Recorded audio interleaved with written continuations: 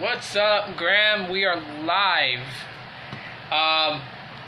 So people have been reporting downloading Android O, the developer preview, and so I guess it's out and available for Pixel devices, and I believe the Nexus 6P, and I guess possibly the 5X. Reading through here. Some of the changes. So let's see. What it kind of goes off with right now is that Android O brings several changes to existing features as well as all new features. Duh. Hey, what's up, Joseph? What's going on? So with Android O, since its first, well, let's see. Android has been a very fluid bit or software. The mobile space is always evolving. Yes, we already know this stuff. With the first developer preview of Android O, we get a glimpse of some of the new features we can expect when it's released later this year. Google also tells us that it's just a few of the things we can expect with the next version of Android. So these are just a few of the things. So one of the changes is background limits. Starting with Android 7.0, Android can restrict certain activities and applications wants to do while it's in the background.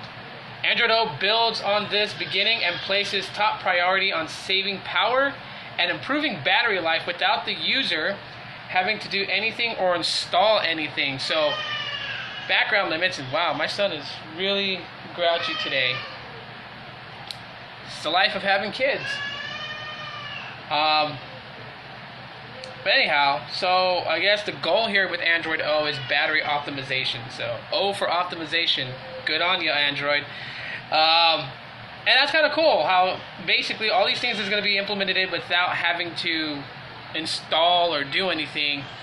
Keisha, what's up? What's going on? Basically just talking about Android O. We are talking about Android O since people are announcing that they've installed the developer preview. Getting a phone call right now, not a good idea. But anyhow, so since it was talked about that Android O is basically, well, not the full version, but the developer preview is out. So people have been reporting of installing it on their Pixel and Nexus devices, and I'm just trying to see some of the improvements with Android and what they intend to do. And I just read off, basically background limits is one of the things that they're going to be focusing on here, and basically just making it to where it optimizes battery life on your device by regulating what apps can do in background, limiting their processing and their power consumptions. So that's actually pretty cool.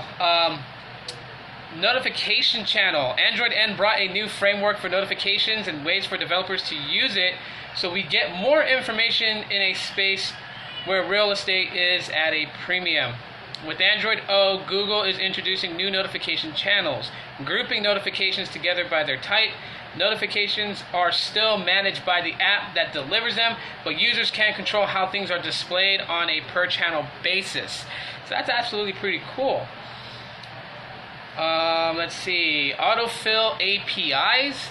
Platform support for autofill means better security and a powerful way for an application to store repetitive information. That would be great working on those background apps. Yes, it would. It absolutely would. I mean, for the longest time, if I really wanted to try and drive out the battery life on my device, I would literally open up developer options, and then for the section all the way at the bottom near the end of the list, there's where you can set your background limits, and I would completely have it just no apps would be in background. And that's when I really needed to stretch battery life on my Android device. Now, normally it's just set to standard, which, or you can limit it to just 4 apps that can use the network in background to keep itself up, and the rest, if say you had 9 or 10 apps in background, it would totally just kill off, 5 or 6 of them and just keep one. So it's kind of cool now that they're kind of working alongside with that to try and improve background processing and limiting background processing to that. It's pretty cool that they're actually focused on that now with Android O. The notification seems fine to me. It's just grouping everything in a notification shade. I mean, I'll be honest, it's cool. It's not wowing. It's not a wow factor for me. I mean, at the end of the day, when you get notifications in your notification drop down, you're still going to launch the app that the notification's from. It just almost feels like it's going to group so much things, and just like makes it a little overcomplicated, in my opinion. It just makes it a little overcomplicated. I mean, by how they feel about it. What's up, Tony? Your thoughts on Android O? Have you installed it on your Nexus 6P, or is it available for Nexus 6P, the developer preview? I'm like curious to know that. Let's see, adaptive icons. The Pixel launcher brought adaptive icons, and now Android supports them system-wide and natively. Hey, what's up? Options can be given for different shaped masks that define the outside border. Think circles. Or squircles, is what they call it. And icons can be animated. Adaptive icons will be supported in the launcher, shortcuts, device settings, sharing dialogues, and the app overview screen. No, you haven't messed with O yet? Okay. Because I know like there's people that's talking about it right now on YouTube, uploading videos of developer preview. So it's going to be quite interesting to see. How do you feel about Android O? I'm curious to know, because I'm reading up on it right now, and let's see, wide gamut colors for apps. Developer building applications for Android O on devices that support wide gamut color can now leverage those displays. Way too soon. Why is it way too soon? Just curious.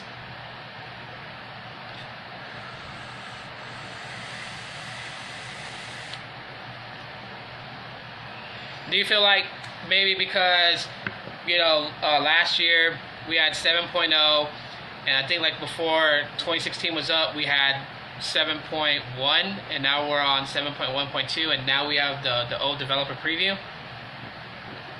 Go Crazy Wireless, hey, what's going on? Thanks for joining the broadcast.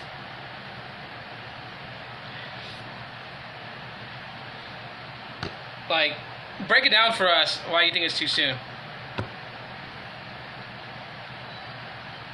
But I've always felt like, and I said this earlier in the picking this video earlier today, but I always feel like that Android OS should be updated at least every 2 years. That's just me. So a lot of people disagree with me on that one, but I feel like getting time to know a specific OS and using it and allowing other devices to catch up and update to it that were guaranteed some sort of update by their manufacturer, it just makes it seem so odd, like they're trying to play catch up and you're dropping another one on us after you've done several minor incremental updates from before. Like you had 7.0, then you have I believe like 7.1 to 7.1.2. And this goes back in the day when like Jelly Bean was out. Jelly Bean updated in a span of a couple of years. You had, what was it, 4.1.2, then 4.2.2, no, 4.2.1, then 4.2.2, then 4.3.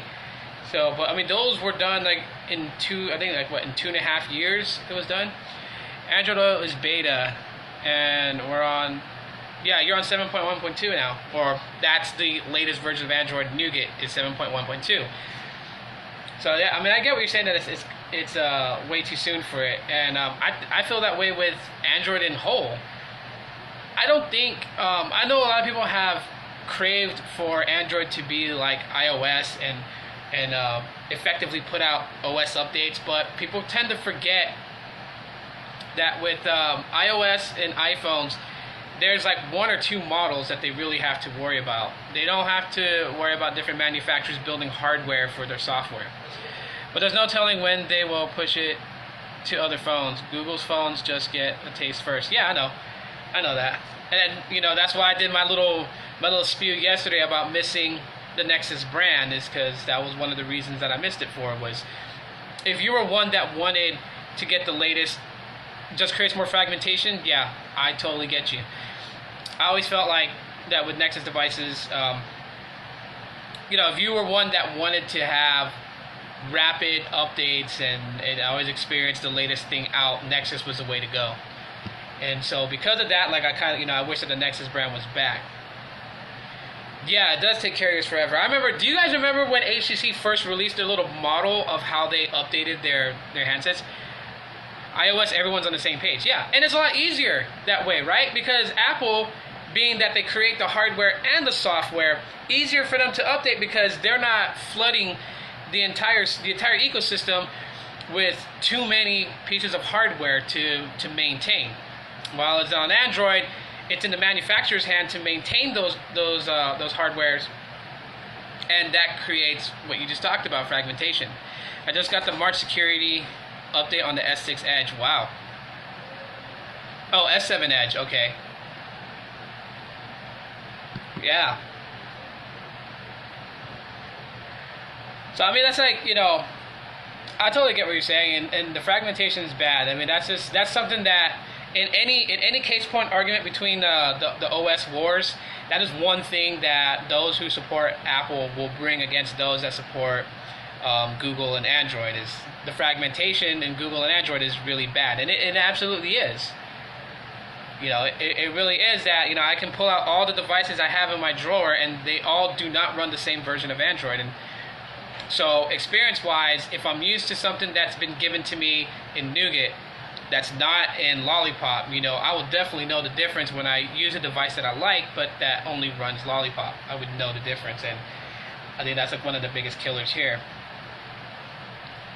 Is there anything particular about Android O that, gets you excited, though?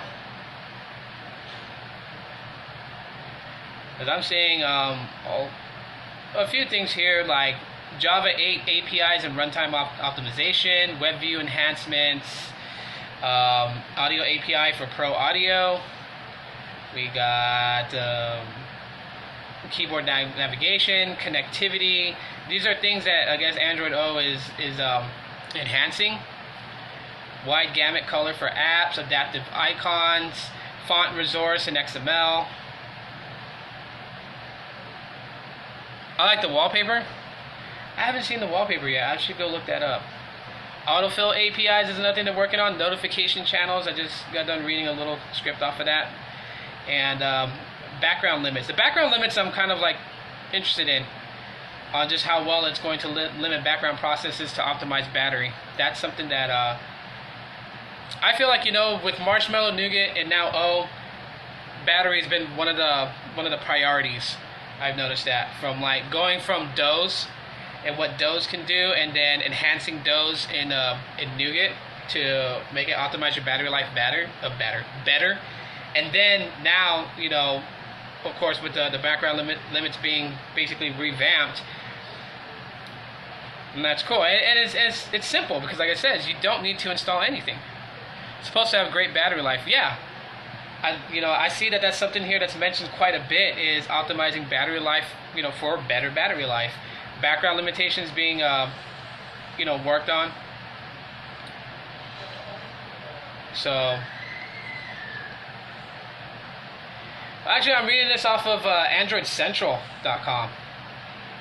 It was like one of the first links that I saw that came up when I typed it in, and I wanted to see their take on it. So, but yeah. I don't know, it's just absolutely crazy that we're already, I knew that the developer preview was going to come out because they did that with 7.0, and they're starting to do that. Google and Android, they're starting to do that. I noticed that. Does wireless phone carriers in the United States control the rollout of software updates, or does Google have control over rolling out? Google puts out, okay, here. Easiest way to explain it is say this little bottle here was Android. Okay, Google builds the bottle and fills it up, right? They hand it out to the manufacturers, they get the codes. Shh. My Google Home's going off. So the manufacturers, but the carriers get it in a way, and they push out the rollout. Google doesn't build, they don't build the Verizon, say the Verizon S7 Edge, they don't build the update for Verizon in that sense. Try to put it in the best way I can. Verizon has control of rolling that out. So Google puts out Android. They have to put out the software update with all their little stuffs involved. So like, you know, like Samsung will get it. They will put their TouchWiz on it, and then they'll put Verizon bloatware in it, and then they roll it out. No, that's where you get the wallpaper. Download Android. Oh, okay. I get you now. Carrier bloat, that's all, yeah. It was like HTC kind of made it easy for everyone when they put out their little model of how they did it. I remember you can go to like HTC's website, and then you can see like how they did it, you know, like carrier phones, like how they rolled out a system update for a carrier phone versus an unlocked phone versus like a Google Play Edition phone. And they just gave you like all the workings. So I mean, that was pretty cool of HTC to do that, even though they are tanking so bad. They're tanking so bad. I've seen so many people's videos and opinions about the HTC U Ultra, and it's really sad. Because I think the Ultra looks really nice. I do. I'm not going to get picky about the camera hump in the back or nothing like that, you know. It's not really a big deal for me, but when you kind of think about the price of the HTC U Ultra and what you're getting and how it's built, that's where it becomes a problem, you know. But I seen what's his name, Grant S. I seen his video on YouTube, and he did like a lot of camera tests, like video, picture, video in 4K, and yeah, it's very nice. Cameras, four microphones for 3D audio mapping. I mean, that's pretty cool. Oh no. I'm just like, we're already on Android O. What do you guys think they're going to name it? And don't use Oreo. Okay, Oreo's easy to come up with. But what do you guys think they're going to name Android O as far as a dessert? Like, random guess here. Because I can't really think of a lot of desserts that begin with an O that come to mind like right off the bat.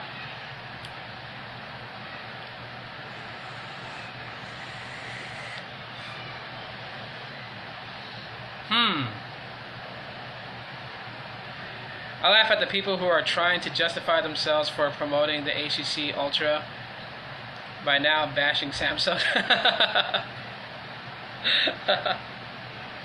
Yeah. I don't know, like, you know, there's phones are phones, and phones are never going to be built perfectly. You know, but when you think about the price of the U Ultra and then how it's built, what they use to build it, it doesn't add up. Well, I mean, if, like, for me, honestly, I would say, in my opinion, if the U Ultra was maybe like $550 max out, yeah, why not, you know? But $700, almost $800, and just some of the things that they implemented in the U Ultra, but it's still phenomenally. The cameras still impress me, though. That's one thing that I will admit. The cameras on the U Ultra impress me. The size of it, I wish it really wasn't that big. Yeah, 550 tops. Yeah, 550 tops would have been great, and it would have been great for HTC, who's been tanking for so long. That, you know, to bring a device like that and then, let's say, market at 550, like, I think a lot of people then would have been accepting of the U Ultra. Keep talking about the battery. Who's talking about the battery? People? Most people out there talk about the battery. I think some people that have actually talked about it being a wasted space is kind of like hitting in the mark on it. So many things that could have been added into the device, what they removed from the U Ultra, that didn't make sense because they had the space to have it. Just, you know, I agree with that. Like, no headphone jack. Okay, you know, I know everyone's moving towards wireless technology, and that's fine. But with that, trying to kind of, I guess they're trying to market past it like the iPhone, where they're trying to create more space or whatever. The phone has enough space to have a headphone jack. The G6 is gonna sell great, and you know, I've run into a little wall with some people that are just so upset, and the fact that I didn't, you know, It's not that I didn't agree that it should have got the 835. It's just that I know it couldn't have gotten the 835 chip before it came out. So the G6 is kind of a touchy subject, but I think the G6 is going to kill it out there. The fact that, you know, what they've done, it should be users' option to go wireless. Right. I mean, there's people who invest in some really nice headphones. I got some nice headphones that use wires. And maybe I like the way they are. Maybe I like how the drivers on them basically push that sound quality. I won't be able to use it with the U Ultra because it has no port for me to connect it to. It is a waste of space at the bottom. Controls on the screen is too small, looks cramped. Yeah, those are just some things. I mean, whoever designed the HTC U Ultra, I guess they had a good idea in mind. The execution was bad.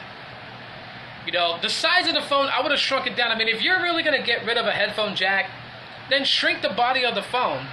I mean, it's proven that you can have a smaller form factor with a 5.7-inch display or even a 5.8-inch display. Like, you could do it. The LG G6 pretty much cooks that off. Oatmeal cookies, babe. Okay, oatmeal cookies, that's a good one. I didn't even think about that. That is, I'm going to keep that in mind. Oatmeal cookie. Why not, right? Yeah.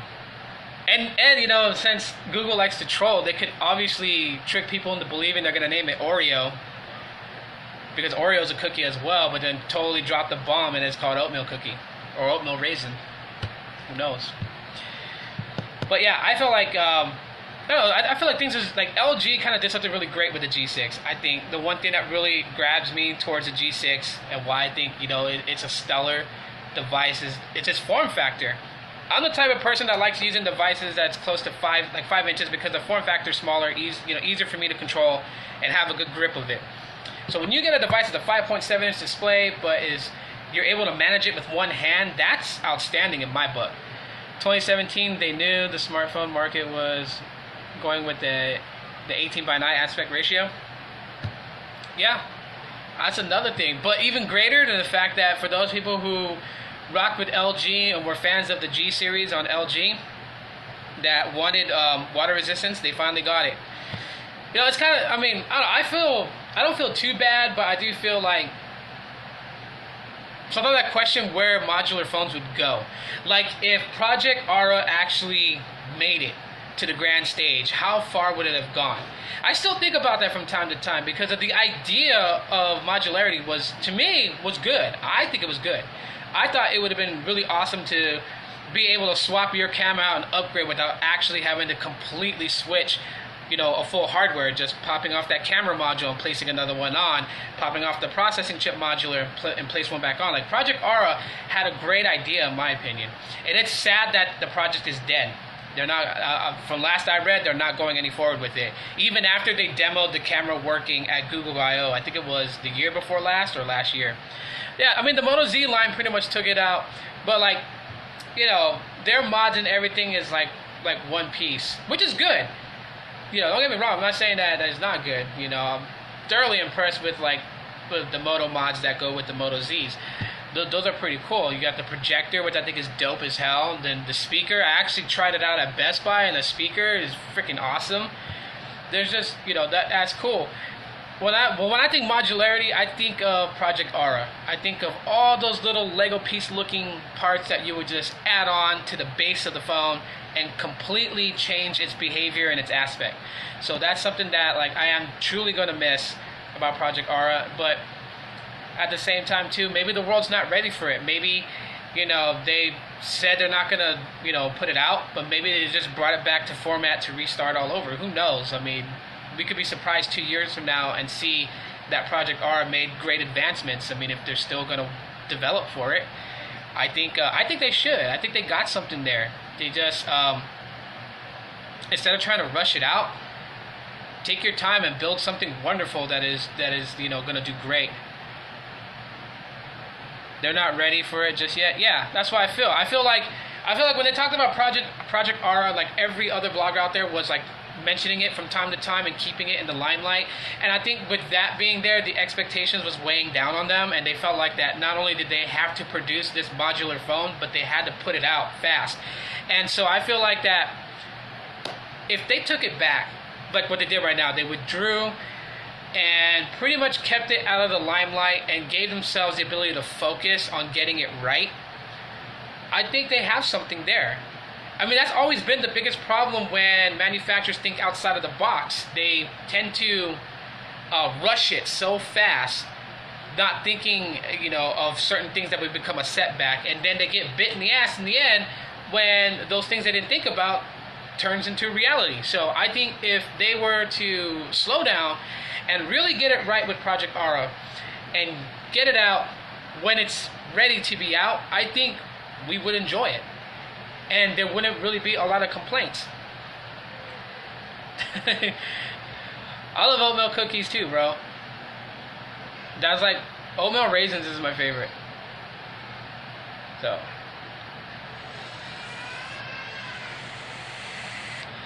But absolutely, that's just what I feel about modular phones. And I know LG tried to do that with the G5, and they tried something, and to some it's okay. I think, it just kind of, it didn't go as what they expected. So nice for them to see them just kind of go back and just keep the G series in mind and in heart and bring something that was going to be cool. I mean, they didn't have to go over the top, and I think that's what they did with the G5. They tried to go over the top with it, and I guess we're not ready for, well, some are, because the Moto Z was actually pretty good.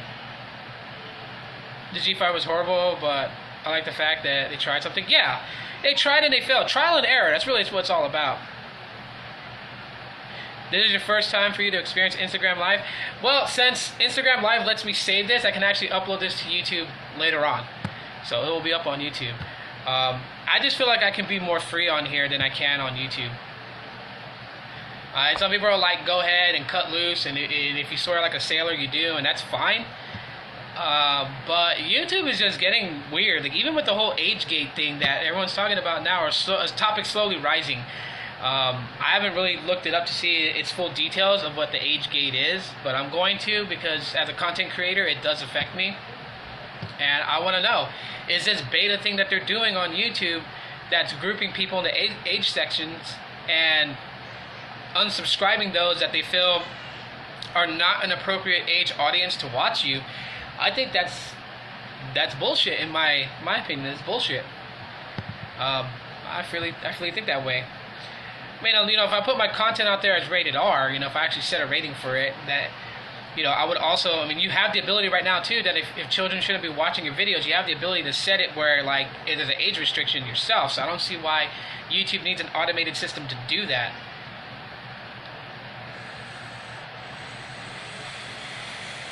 But, like, some people use Periscope, some people go on Facebook Live. I figured I'd use Instagram Live. So, yeah, I was trying to stream daily on Instagram Live here, and some of the good ones that we have, I'll pop up on YouTube. But anyways, so I need to go have dinner, but thanks for hanging out with me and talking a little bit about Android O and the G6 and the U Ultra. You guys are awesome. And yeah, I'll just expect these like every day or at least every other day, but I'll try to stream at least for a good half hour every day. You guys have a blessed day. Thank you guys for joining me. Mahalo. Dinner's about done. Yeah, I'm closing this out, babe. But yeah. So bye. Thanks for hanging out, and catch me tomorrow, guys.